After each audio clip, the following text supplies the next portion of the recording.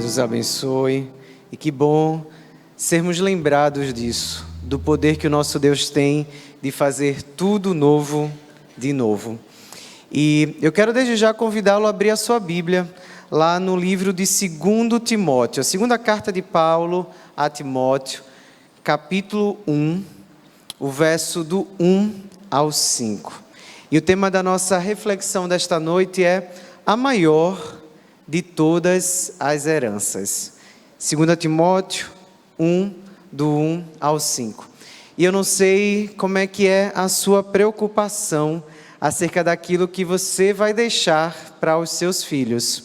Muitas vezes vem essa preocupação ao nosso coração, né? Os bens que nós vamos deixar, trabalhar para que a gente possa ter ali um apartamento, algo próprio, para que os nossos filhos também possam ali não precisar se preocupar com isso. Às vezes poder ter uma conta bancária que ajude-os no pagamento da faculdade quando eles chegarem lá naquele momento. E muitas vezes essas preocupações nos fazem começar a correr, a irmos de um lado para o outro, ocuparmos nossa agenda de maneira extremamente pesada para que eles possam ter aquilo que nós não tivemos. Talvez isso já passou também alguma vez na tua mente, né? Eu não quero que meu filho passe por aquilo que eu passei. Então eu preciso dar para eles aquilo que é o melhor.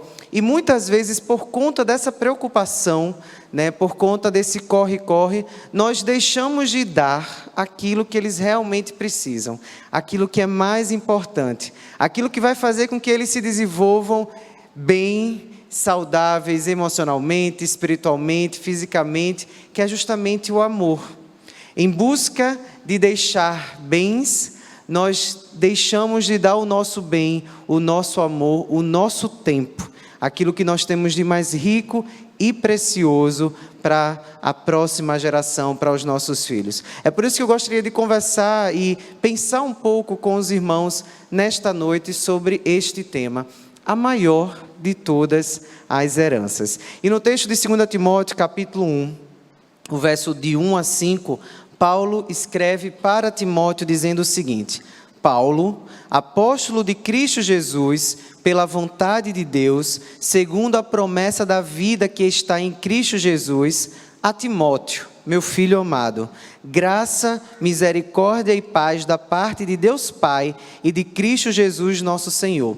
Dou graças a Deus, a quem sirvo com consciência limpa, como serviram os meus antepassados, ao lembrar constantemente de você, noite e dia, em minhas orações. Lembro-me das suas lágrimas e desejo muito vê-lo, para que a minha alegria seja completa. Recordo-me da sua fé não fingida, que primeiro habitou em sua avó Lóide e em sua mãe Eunice, e estou convencido de que também habita em você. Vamos falar com o nosso Deus?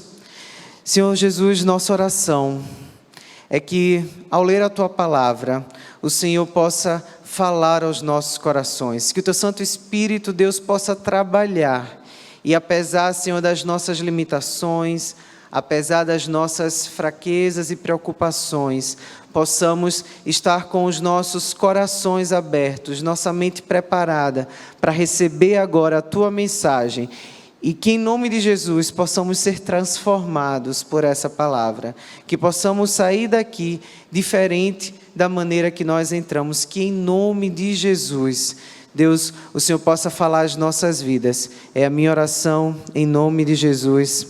Amém. Paulo escreve a Timóteo uma primeira carta, que aí na sua Bíblia está logo anteriormente a esse livro que nós lemos, e também uma segunda carta, a segunda carta a Timóteo, e essas duas cartas fazem parte de um conjunto de epístolas chamadas de epístolas pastorais. Elas têm como objetivo, por parte de Paulo, orientar dois jovens pastores que estavam começando o seu ministério e que tinham dúvidas, que tinham necessidades e que precisavam de orientação naquele momento. E eu fico, ao ler essa carta, ao pensar nesse papel que Paulo desempenhou em pastorear e orientar essa nova geração, eu fico pensando justamente na responsabilidade que nós também temos como igreja. Quando eu falo como igreja, não estou falando da Igreja Batista do Farol apenas liderança, ministros, mas a responsabilidade que você tem, você que está me ouvindo, de abençoar, de fazer diferença nessa geração seguinte, a geração que está sendo formada. Muitas vezes nós olhamos apenas para os nossos filhos, para aqueles que estão na nossa casa, e esquecemos que a nossa responsabilidade, ela é, de certa forma, também comunitária.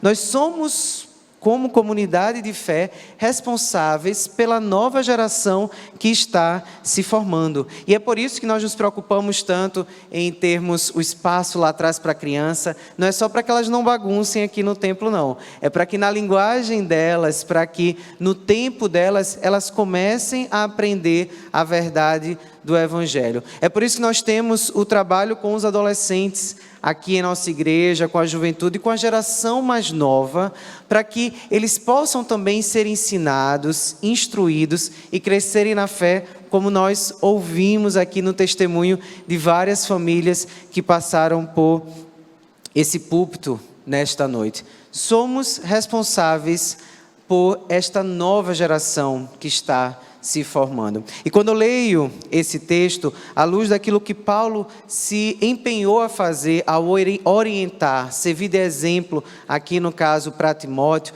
uma primeira verdade, uma primeira lição que eu gostaria de compartilhar com os irmãos, é que nós somos chamados para frutificar espiritualmente.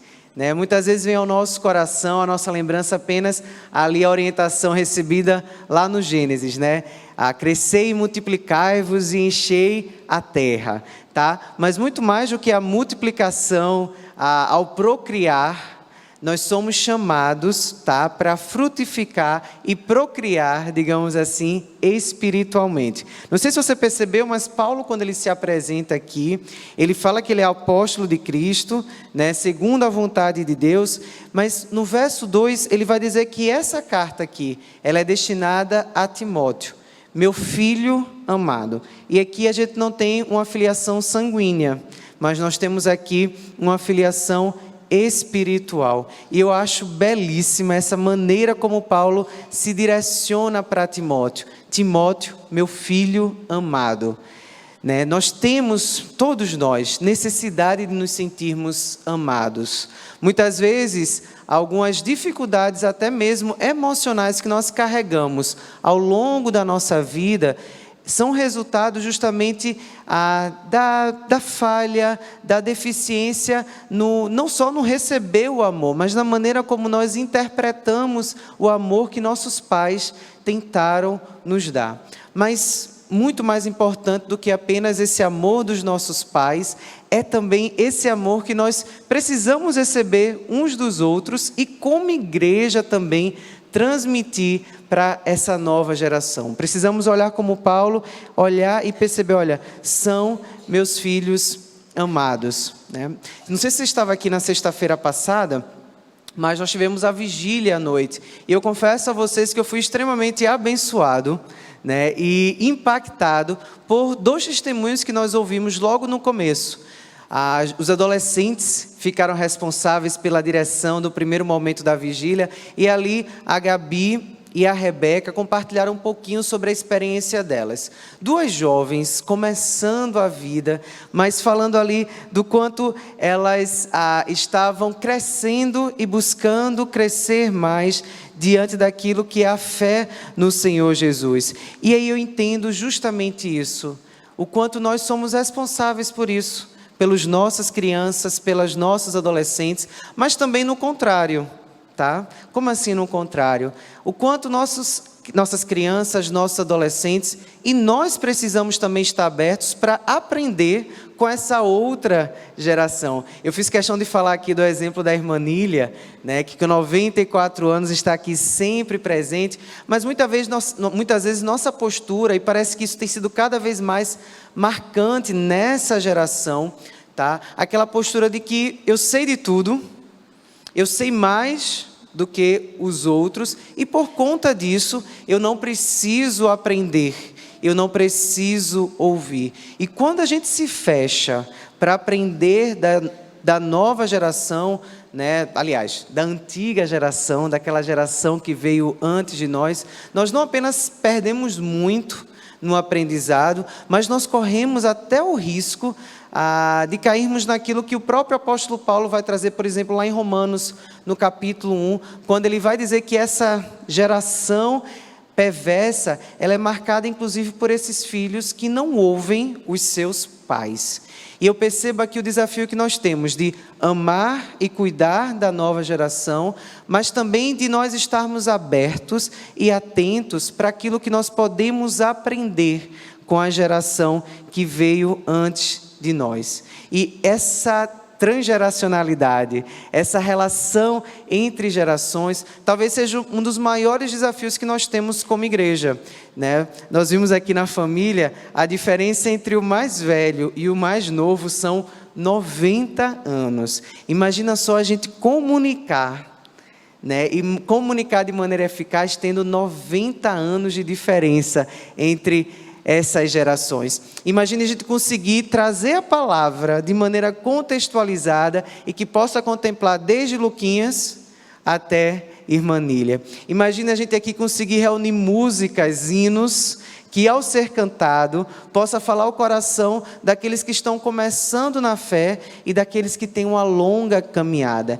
E esse é o nosso grande desafio como igreja, abarcar essas gerações, mas trazer também esse cuidado e, acima de tudo, aquilo que nós vemos aqui na palavra de Paulo para Timóteo. Meu filho amado, o amor naquilo que nós fazemos, o amor na maneira como nós nos relacionamos, o amor na maneira como nós nos tratamos. E eu penso que o amor expresso e dedicado à próxima geração, ele é curativo e ele é também protetivo. Por que eu falo aqui de protetivo? Eu digo no sentido de prevenção mesmo, no sentido profilático. Quantas marcas, quantas mágoas, quantos traumas nós vamos conseguir evitar, ou pelo menos aliviar, se nós conseguirmos expressar esse amor, viver esse amor entre gerações, para a próxima geração e para a geração que veio antes de nós. Paulo, ele vai mencionar aqui na sua carta a Timóteo, no versículo 3, dizendo que ele serve com consciência limpa, assim como serviram os seus antepassados. Paulo faz questão não somente de se direcionar para o seu filho amado Timóteo, mas ele menciona também aqueles que são sua referência, a geração passada, a geração que veio antes e que foi bênção e que ajudou Paulo a se tornar esse servo de Cristo. E eu fico pensando na importância da gente honrar essa nossa história. Eu não sei se você tem um livro do centenário da igreja. Ele foi um livro atualizado do livro escrito pelo irmão Laércio Monteiro, e há 5 anos atrás, mês que vem nós fazemos 105 anos. Há 5 anos atrás, esse livro ele foi reeditado. E naquele livro, se você não tem, está à disposição ainda na secretaria, ele traz muitas histórias sobre as famílias de nossa igreja. E na sexta-feira pela manhã, eu estava aqui conversando com a irmã Gislaine, e nós estávamos por conta dos banheiros. Tem aliás, 2 banheiros não, porque um está fechado, mas um banheiro logo aqui atrás. E os outros banheiros estavam interditados pela reforma, e a gente precisava usar esse banheiro. E eu falei para a Laine, esse banheiro é cheio de memória afetiva. É estranho falar de memória afetiva no banheiro, mas é assim que eu me senti. E eu comecei a falar com ela. Eu fiquei lembrando na época que não tinha um estacionamento, e a gente tinha um muro aqui atrás. Eu vejo alguns rindo, né, que brincavam junto comigo, e eu sei que as gerações anteriores também brincavam, e a gente gostava de brincar de esconde-esconde aqui por trás, e eram os 2 banheiros que tinham, e a gente começou a lembrar de histórias de famílias, história de pessoas muito amadas que não estão mais entre nós. E nós começamos a falar o quanto nossa igreja foi abençoada por essas famílias. E a irmã Laine começou a falar, eu lembro dos natais na casa do irmão Tota. Descíamos todos aqui pela ladeira. Não cheguei a participar disso, tá? Mas só para vocês saberem, há um neto do irmão Tota que hoje é pastor na nossa igreja, pastor Vitor. Estamos falando dessa fé que passa por gerações, famílias que abençoaram, que fizeram parte da construção dessa igreja, literalmente, tá? Pessoas que participaram da construção desse templo, que fizeram história e precisam ser honradas. Precisamos honrar aqueles que vieram antes de nós. Precisamos amar aqueles que estão vindo, abençoar essa nova geração, ensinar essa nova geração, mas também honrar a história desses que vieram antes de nós. E aí eu fiquei pensando, né, eu e Laine ali conversando, e Laine falou, eu fico aqui somente matutando como é que a próxima geração vai falar da gente, porque nós estamos falando dessa geração. Como será que nós seremos lembrados? E eu não sei se você já parou para pensar nisso, né? Como é que seus filhos vão contar as histórias sobre vocês, ou mais, como é que seus netos vão falar de você, de vocês? Essa história que nós estamos construindo, essa marca que nós estamos construindo, amando essa nova geração, ensinando essa nova geração, mas também honrando, respeitando e valorizando essa história que vem antes de nós. Lá em Provérbios 1, no versículo 8, o sábio vai dizer, ouça, meu filho, a instrução do seu pai e não despreze o ensino da sua mãe. Ame essa geração que está vindo, ensine essa geração, mas não deixe de guardar a instrução que teu pai te deu e também não despreze o ensino que veio da sua mãe. Somos chamados para frutificar espiritualmente, mas uma outra coisa que nós precisamos também entender é que para que essa unidade aconteça, para que a gente possa viver em harmonia em meio a diferentes gerações, a oração, ela precisa ser marca constante nas nossas vidas e nos nossos relacionamentos. Eu penso ao ler esse texto que a oração, ela é justamente o caminho para a unidade. Né? Muitas vezes nós buscamos estratégias, ferramentas para conseguir vivermos em paz e esquecemos que o caminho para que isso aconteça é justamente a oração. E eu digo isso porque Paulo, ainda aqui no verso 3, ele vai dizer que ao pensar em Timóteo, ele sempre menciona Timóteo em suas orações de dia e de noite.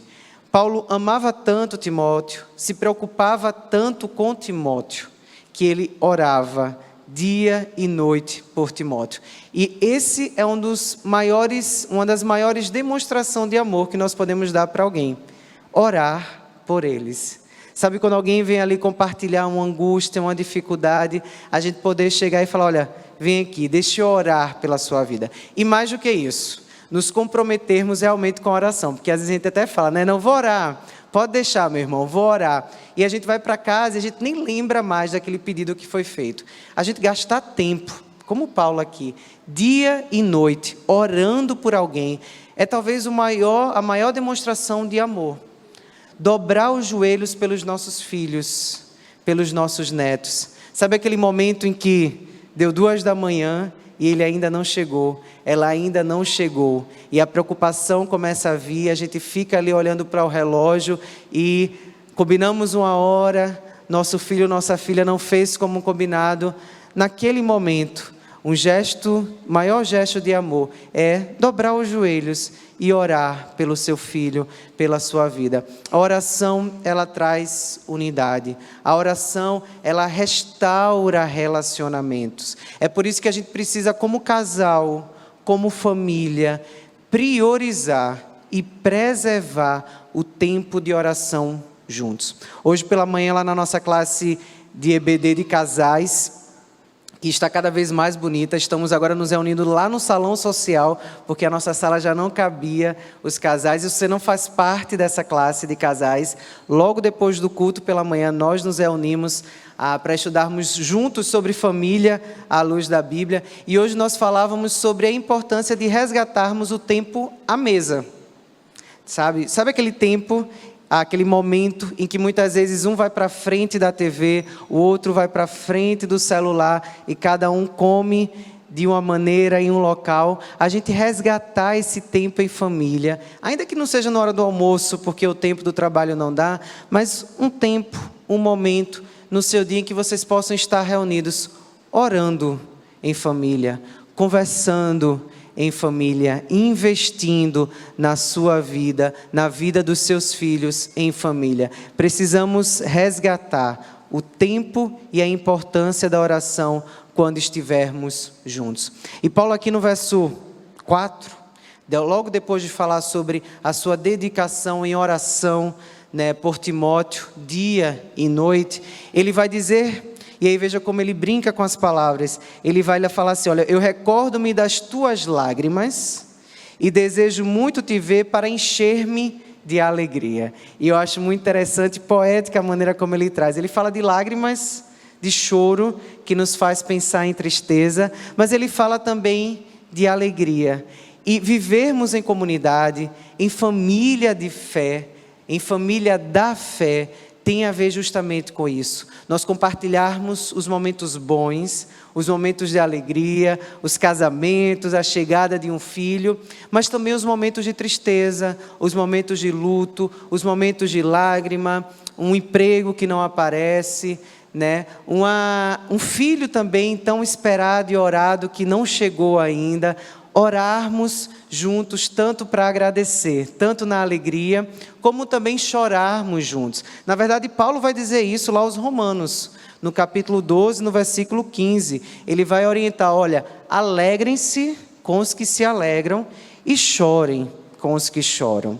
Fazer parte da família de Deus, vivermos em família, envolve termos a oração como prioridade, como espaço preservado, como algo que nos une, mas acima de tudo, orarmos e estarmos junto daqueles que necessitam no momento da tristeza, mas também nos alegrarmos com aqueles que estão naquele momento celebrando uma vitória e uma alegria. E quando a gente vai para o texto bíblico, a gente vai ver o quanto a oração era importante no seio familiar. Se você for lá no Gênesis, você vai perceber que os patriarcas, antes de falecerem, eles reuniam toda a família e oravam por seus filhos, por seus netos, e ali naquele momento eles declaravam as bênçãos sobre as próximas gerações. Eu estava lendo ali Gênesis 48. Antes de Jacó morrer, ele pede para que os filhos se aproximem, ele ora por cada tribo, que viria a partir dali, mas no capítulo 48 ele vai orar por José e ele pede para que José traga ali seus filhos, seus netos, os netos de Jacó. E aí ele coloca as mãos sobre os filhos de José e ele começa a declarar bênçãos sobre aqueles filhos. E logo depois ele falece. E é um texto impactante. Nós vemos esse compromisso. Antes de partir, não foi o testamento que Jacó se preocupou. Não foi com quem ficariam os bens. E a gente sabe o quanto isso é desafiador.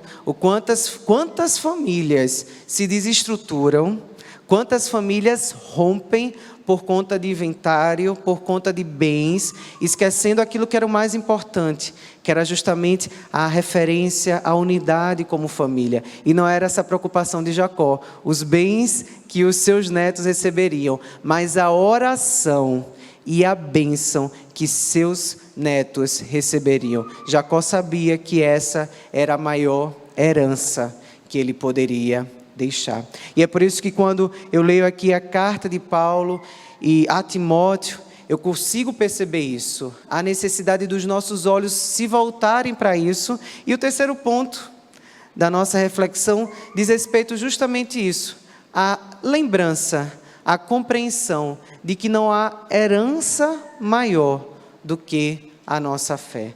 A fé em Cristo é a maior de todas as heranças. E eu tenho certeza, irmã Nília, né, que está esse ano fazendo 95 anos, né, que a herança maior que a senhora poderia deixar está sendo deixada. Basta a gente olhar ali para Lucas, para Laís, para Levi, que a gente vê essa herança que está sendo deixada.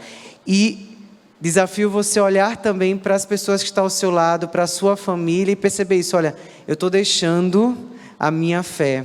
E ainda que a sua família não esteja aqui, ainda que seus filhos não estejam aqui, ainda que seus netos também não estejam sendo criados no caminho do Senhor, a sua oração como avô e vó, a sua oração como pai e mãe, é também a herança mais importante que você pode trazer para essa nova geração. E eu falo aqui de herança deixada, porque no versículo 5, Paulo ele vai mencionar a família de Timóteo. E eu sempre achei muito especial esse texto.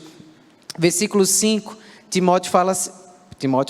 Paulo fala para Timóteo o seguinte: também recordo a fé sincera que há em ti, que primeiro habitou em tua avó Lóide e em tua mãe Eunice, e estou certo que também habita em ti.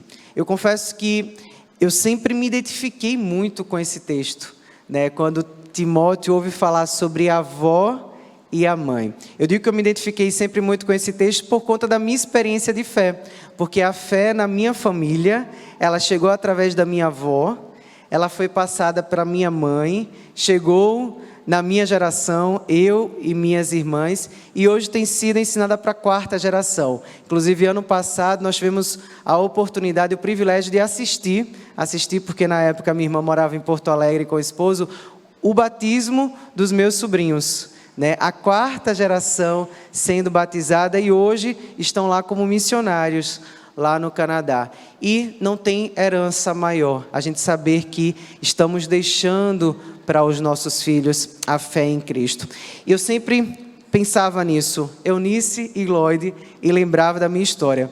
Eu até vou contar para os irmãos, na época que eu estava no Radical, a gente precisou escolher um nome para que pudéssemos usar durante o período de promoção. Como iríamos para um campo que era de perseguição, a gente não poderia usar o nosso nome nas publicações da junta aqui. E Laila sabe disso, porque a gente teve que, em minutos, pensar no nome. Chegaram lá no nosso treinamento, abriram a porta e falaram: olha, vocês vão ter que ter um outro nome, pensem no nome e no sobrenome.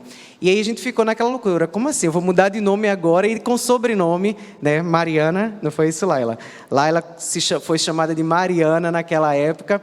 E o primeiro nome que eu recebi, aliás, que eu me dei, não foi Samuel, tá? O primeiro nome foi Timóteo, pensando justamente nesse texto. Mas eu lembro que quando eu falei, e naquela época a gente estava no Rio de Janeiro, tá? Falar Timóteo, né? Era uma coisa estranha aos ouvidos de quem nos ouvia, né? Um jeito bem nordestino. E quando eu falei Timóteo Pimentel, na hora que eu ouvi, toda a minha turma começou a rir. E eu fiquei pensando, gente, toda vez que eu for falar numa igreja, dar o testemunho, eu me apresentar, eu me chamo Timóteo Pimentel, pronto. Vai a igreja toda começar a rir e eu não vou conseguir fazer mais nada. Na mesma hora eu falei: opa, muda meu nome. Samuel Pimentel. Era um outro nome que eu gostava de Samuel, mas Timóteo era justamente por conta dessa experiência. E se você parar para pensar aí no versículo 5, voltando para o texto, Paulo vai dizer que quando ele recorda da fé de Timóteo, ele recorda dessa fé por ser justamente uma fé sincera. E essa palavra é uma palavra muito rica, tá? A ideia do que seria essa fé sincera. Talvez na sua versão tenha uma fé não fingida, tá? E no grego aqui a gente tem a palavra anhipócritos. O an de negação. Hipócrito é uma palavra que a gente usa até hoje na nossa língua, a gente herdou da língua grega. O hipócrita tem a ver justamente com isso, com o fingimento. E mais do que isso, eu não sei se vocês sabiam, mas a hipocrisia era, na verdade, como eles chamavam a encenação feitas nas peças públicas. Então, o pessoal ia para as praças públicas, lá para os grandes espaços, assistir uma hipocrisia que os hipócritas faziam, porque era como eram chamados os atores, hipócritas. E eles atuavam numa hipocrisia.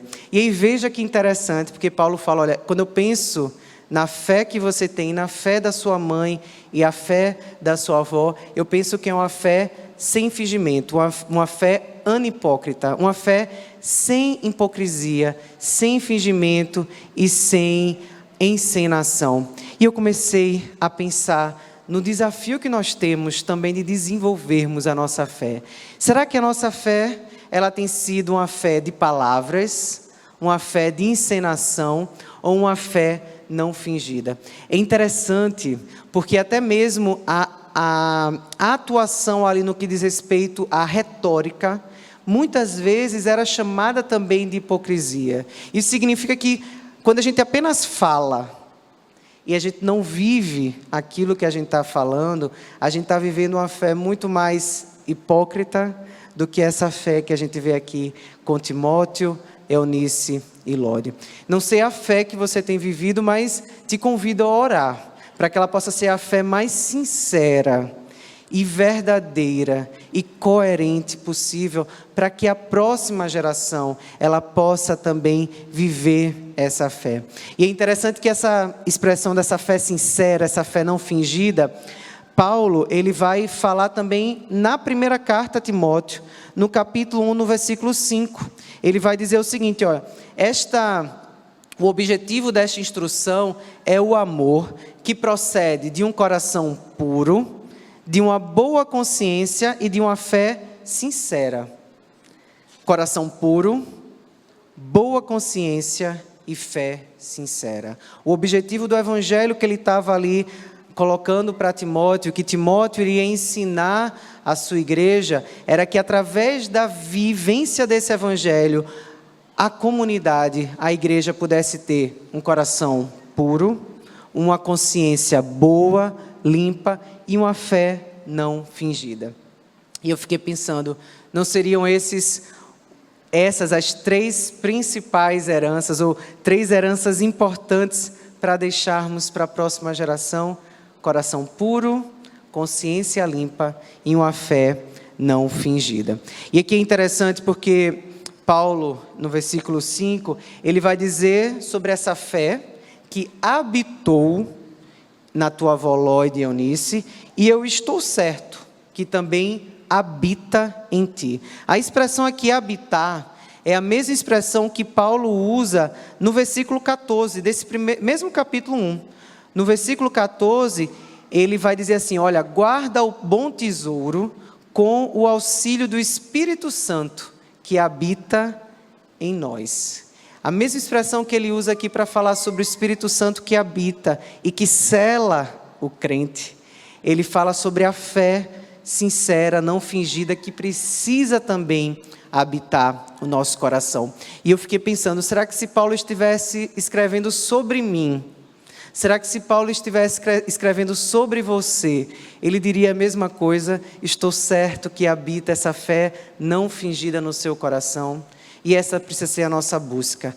Não é fácil vivermos a nossa fé. Eu perguntei para a família, de Nísia, qual era o maior desafio de manter essa fé entre gerações. E sem dúvida nenhuma, não é fácil viver esta fé. É até fácil cantar essa fé. É até fácil falar dessa fé. Mas viver essa fé 24 horas, no dia a dia, onde eu estou, e sem hipocrisia, sem fingimento, não é nada fácil. Mas esse é o convite que nós recebemos, que essa fé, sem fingimento, habite em nós, habite em nosso coração. E eu fiquei pensando, como é que nós podemos colocar isso em prática? Como é que a gente pode não apenas viver essa fé, transmitir essa fé, mas de certa forma trabalhar para que essa fé sem fingimento possa habitar no coração dos nossos filhos, porque habitar no meu coração é até uma decisão minha, é até algo que eu posso fazer no sentido de buscar o Senhor, mas como é que eu faço para que habite também no coração do meu filho, da minha filha, dos meus netos? E eu penso que esse talvez seja um medo uma preocupação sua também. Estou com esse filho aqui, estou colocando esse filho no mundo, estou trazendo meu filho na igreja, mas como é que eu garanto que essa fé não fingida vai habitar o coração deles? E uma coisa que eu preciso falar para vocês é que a gente não tem como garantir. Mas uma coisa a gente sabe, a gente crê que uma vez que a gente faz a nossa parte, a gente instrui no caminho em que deve ser andado, a semente ali é lançada. E é por isso que me veio à mente o Shema Israel. Não sei se você já ouviu essa expressão, mas é algo basilar na fé de Israel. O ouve Israel. É isso que significa isso em Hebreus, que significa isso em hebraico, e está lá no livro de Deuteronômio, no capítulo 6, verso 4 ao 7. Moisés ele vai orientar o povo de Deus para que eles pudessem instruir a próxima geração diante daquilo que eles receberam. Deuteronômio 6, verso 4 ao 7, inclusive nós lemos no começo do nosso culto esse texto, e eu vou ler mais uma vez com vocês, que diz assim: ouça, ó Israel, o Senhor, o nosso Deus, é o único Senhor. Ame o Senhor, o seu Deus, de todo o seu coração, de toda a sua alma e de todas as suas forças. Que todas essas palavras que hoje lhe ordeno estejam em seu coração.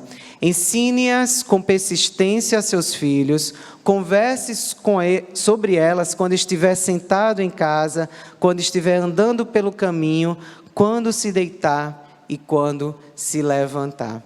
Essa é a missão que nós temos para que essa herança seja passada para a próxima geração. E eu fiquei pensando no primeiro verso: ouça, ó Israel, o Senhor, nosso Deus, é o único Senhor.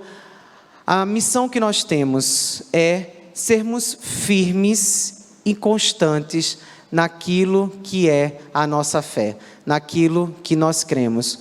O Senhor é o único Deus. Aquilo era a verdade que o povo de Israel estava vivenciando em meio a nações, em meio a povos politeístas. Israel era o único povo monoteísta em meio a povos que serviam a vários outros deuses. E aqui eles precisavam guardar e ensinar que o Senhor era o único Deus. Precisamos ser firmes e coerentes na nossa fé, para que a nossa próxima geração receba essa herança.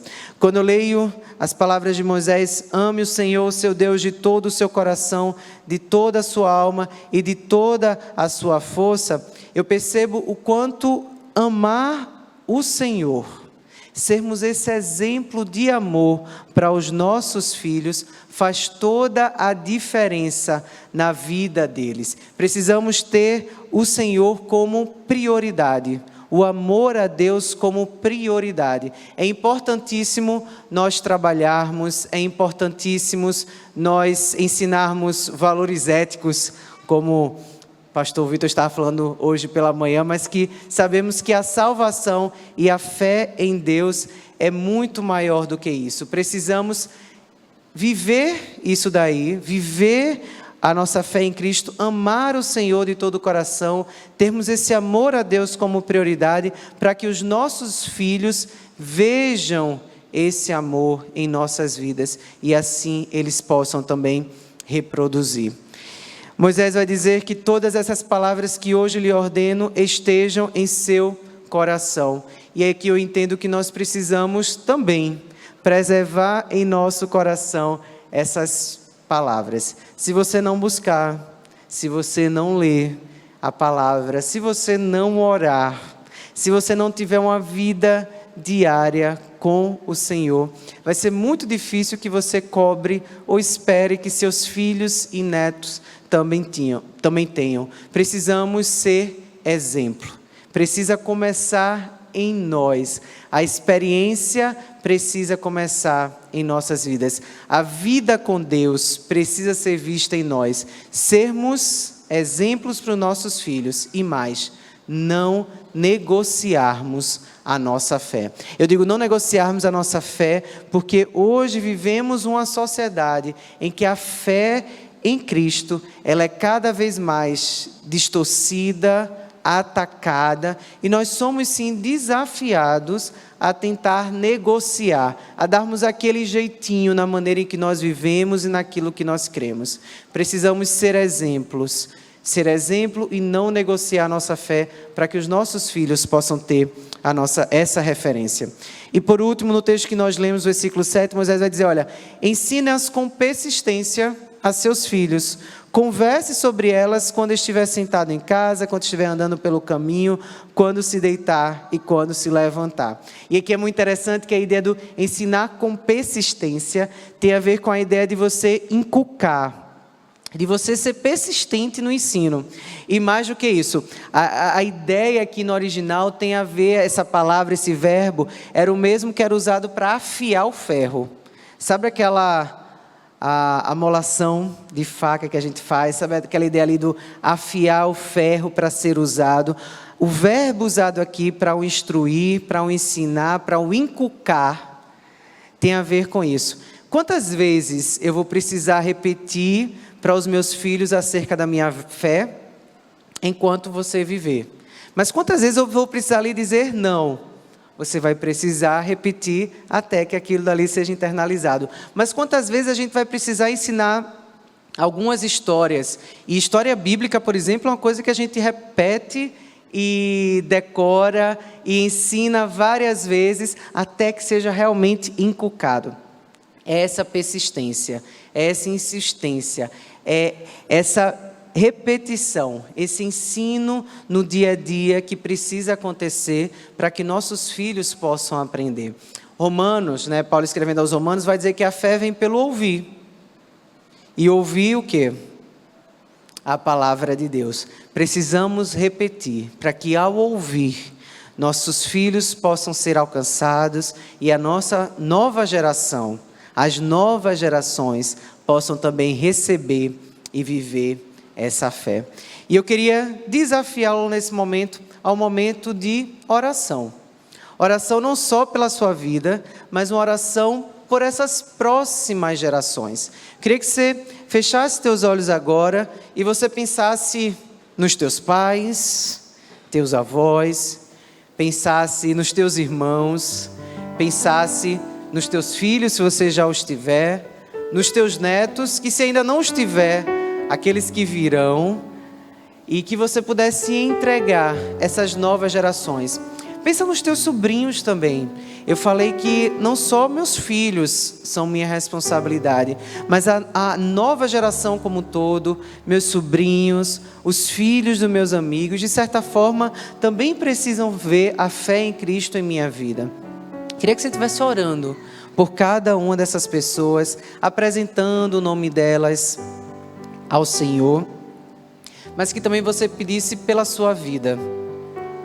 Somos desafiados a viver uma fé verdadeira e ensinar não em palavras, mas em verdade, através da nossa vida prática, através do nosso exemplo. Precisamos ensinar através daquilo que os nossos filhos veem em nós. Ora pela sua vida. Talvez até você se arrependa, porque algumas coisas não foram feitas como deveriam. Talvez você não tinha esse olhar lá atrás. Mas sabemos que o nosso Deus faz tudo novo, de novo, como nós ouvimos a canção agora à noite. Ora para que essa novidade de vida, essa novidade de fé, ela possa ser experimentada por você, pelas próximas gerações e pela tua família. Nós estamos assim encerrando o nosso culto. E o nosso desejo é que vocês possam ter uma semana abençoada. Nós temos atividades acontecendo ao longo da semana. Nós temos o nosso culto de oração na quarta-feira, às 19h30. Nós nos reunimos aqui no templo para orar juntos como igreja, para nós também aprendermos, estudarmos a sua palavra. Nós temos na sexta-noite, não é isso, pastor Antenor, o culto com os adolescentes aqui também na igreja. Traga seu adolescente para participar, tá? É sexta-feira à noite, às 19 horas, se eu não me engano. 19 horas. Traga seu filho adolescente, seu neto adolescente para participar desse encontro. E a minha oração é que Deus possa nos levar em paz para os nossos lares. E aqui eu me despeço daqueles que estão nos assistindo. Estou vendo ali o Recicle-me ali atrás, é o nosso acampamento que vai acontecer nos dias 26, 27 e 28, acampamento de jovens. Ainda tem inscrição, pastor? Inscrições encerradas. Qual é o nosso papel agora? Orar pelos nossos jovens e adolescentes, por aqueles que estarão falando. Tem uma lista de espera também para participar, mas vamos orar por essa nova geração que terá a oportunidade nesses dias. E se não deu tempo do seu jovem se inscrever, fica para o próximo ano, né, pastor? Para o próximo acampamento. Que Deus abençoe você que está em casa e que Deus também nos abençoe e nos leve em paz para os nossos lares. Uma excelente semana.